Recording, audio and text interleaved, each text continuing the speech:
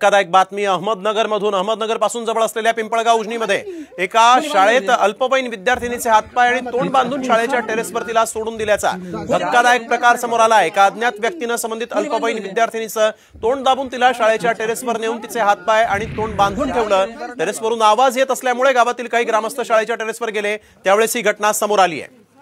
सुशील थोरात आमचे प्रतिनिधी आपल्यासोबत फोन लाईन वरून जोडले गेलेले आहेत। सुशील, नेमकं काय घडलं अगदी थोडक्यात? नगर जवळच असलेली जी उज्जैन जे गाव आहे ते पिंपळगाव उज्जैन मध्ये एका शाळेच्या टेरेसवर 4:30च्या दरम्यान एक मुलगी आढळून आली। ही मुलगी हातपाय बांधलेल्या अवस्थेत आढळून आली आणि तिला एका अज्ञात इसमाने शाळेच्या टेरेसवर नेल्याची प्राथमिक माहिती या मुलीने पोलिसांना दिलेली आहे। पोलीस आता तपास करत आहेत, नेमका हा प्रकार काय आहे, मुले पळून नेण्याचा प्रकार आहे का, अशी अफवा सध्या पिंपळगाव उज्जैन आणि परिसरामध्ये आहे। त्यामुळे पोलीस आता या प्रकरणाचा सखोल तपास करत आहे आणि तपासानंतरच कळेल की ही घटना नेमकी काय होती। धन्यवाद सुशील, आपण दिलेल्या सविस्तर माहितीसाठी। आपण बघतोय अज्ञात व्यक्तीने एका मुलीला शाळेच्या टेरेसवर बांधून ठेवलं होतं आणि पोलिसांकडून आता आरोपीचा शोध सुरू आहे।